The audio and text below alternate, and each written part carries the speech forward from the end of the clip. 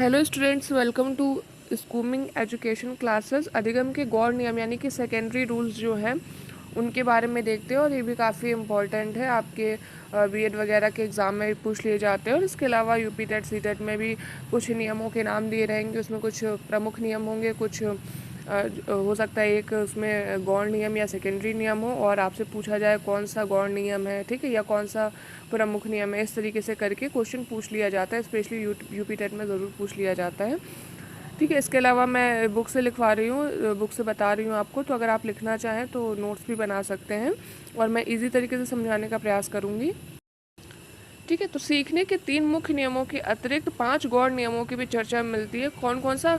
बहु अनुक्रिया का नियम, लॉ ऑफ मल्टीपल रिस्पॉन्सेज और वेरिड रिएक्शंस। इस नियम के अनुसार नई परिस्थिति में प्राणी तब तक एक के बाद एक अनुक्रियाएं करता है जब तक उसे वांछित सफलता नहीं मिलती। नाम से समझ में आ रहा है, बहु अनुक्रिया यानी बहुत सारी अनुक्रियाएं करता है। कब तक करता है? जब तक कि उसे उस कार्य में या जो कार्य वो कर रहा है उसमें सफलता नहीं मिल जाती, तब तक एक के बाद एक वो अनुक्रियाएं करता है। मनोवृत्ति का नियम, लॉ ऑफ मेंटल सेट और एटीट्यूड, ठीक है, इसी को लॉ ऑफ एटीट्यूड भी कहते हैं। इस नियम के अनुसार सीखने की प्रक्रिया व्यक्ति के समग्र दृष्टिकोण या मनोवृत्ति से निर्देशित होती है, यानी कि प्राणी उसी कार्य को अच्छे ढंग से करता है जिसकी वह मनोवृत्ति रखता है करने की, जिसके प्रति वो करने का एटीट्यूड रखता है, वो उसी कार्य को ज़्यादा अच्छे से कर सकता है, ऐसा इस नियम का कहना है। आंशिक क्रिया का नियम यानी कि लॉ ऑफ पार्शियल एक्टिविटी क्या कहते हैं कि इसमें प्राणी क्या होता है, सीखने की परिस्थिति में जो रेलिवेंट होती है, सुसंगत होती है या असंगत होती है यानी इरेलीवेंट होती है, उन तत्वों को पहचानता है, फिर उसमें से केवल सुसंगत तत्वों के प्रति ही अपनी अनुक्रिया करता है। जो रेलिवेंट है उसी के प्रति अनुक्रिया करता है। सादृश्यता का नियम यानी कि लॉ ऑफ एनालॉजी क्या कहती है कि इस नियम के अनुसार प्राणी नई परिस्थितियों में भी उसी प्रकार अनुक्रियाएं करता है जिस प्रकार अनुक्रियाएं वह उससे मिलती जुलती जो समान पहले परिस्थितियां हो चुकी हैं उनमें उसने वो अनुक्रियाएं की थी, उसको सफलता मिली थी, तो फिर वैसे ही जब मिलती जुलती अनुक्रिया उसके सामने फ्यूचर में आएंगी तो वो वही पहले वाली अनुक्रिया करने का प्रयास करेगा, क्योंकि उसको वही पता होता है कि हम अगर ऐसी अनुक्रिया करेंगे तो हमें इसमें सफलता मिलेगी, ठीक है।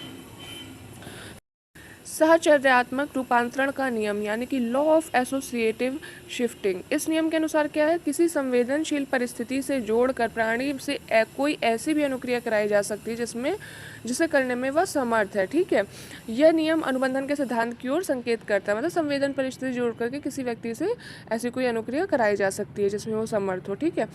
थॉर्नडाइक के द्वारा प्रतिपादित प्रयास एवं त्रुटि अधिगम सिद्धांत की कुछ मनोवैज्ञानिकों ने यह कहते हुए आलोचना की कि यह सिद्धांत विचार प्रक्रिया को तर्क संगत दिशा दिए बिना प्रयास और त्रुटि पर अधिक बल देता है, यानी कि सिद्धांत ने क्योंकि सूझ के कॉन्सेप्ट को नहीं माना है, इसने प्रयास और त्रुटि को माना है कि व्यक्ति प्रयास करता है और त्रुटियां होती हैं फिर इस तरीके से वो सीखता है, ठीक है।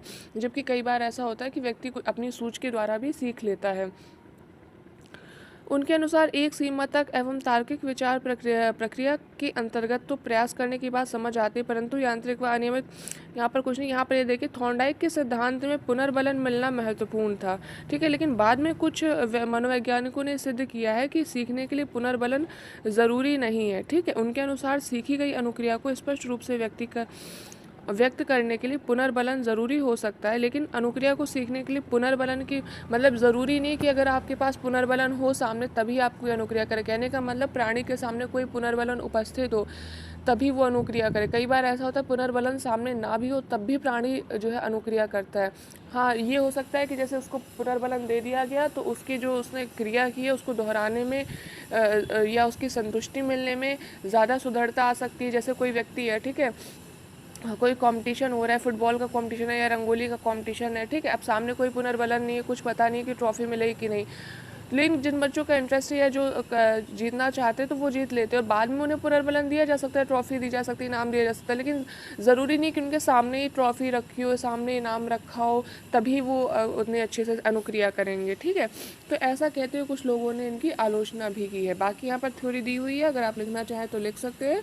ये 5 गौड़ नियम है और जो भी आपके क्वेश्चन हो कमेंट करके पूछ सकते हैं। बीएड एमएड से related, MEd research file, dissertation file जो आप बनाते हैं उससे रिलेटेड जो भी आपके क्वेश्चन रह गए हैं, और रिसर्च फाइल में थर्ड टॉपिक का थोड़ा सा रह गया है, 4th और 5th चैप्टर रह गए हैं, तो उसको भी जल्दी मैं कंप्लीट करा दूँगी। ये कुछ इंपॉर्टेंट टॉपिक थे जो कि बच्चों ने काफ़ी डिमांड करी थी, क्योंकि बीएड के एग्ज़ाम्स आने वाले हैं। तो आपको जो भी नोट्स ना मिल रहा हो, अभी एग्ज़ाम नहीं है, जाहिर सी बात है आपके मार्च अप्रैल या मई तक होंगे, लेकिन फिर भी क्योंकि इतना सारा सिलेबस होता है, इतनी सारी थ्योरी होती है रटने के लिए, पढ़ने के लिए, याद करने के लिए, तो जो भी अगर आपको टॉपिक ना मिल रहे हो थ्योरी में किसी सब्जेक्ट के बीएड के, तो आप मुझे कमेंट कर सकते हैं। Thanks for watching.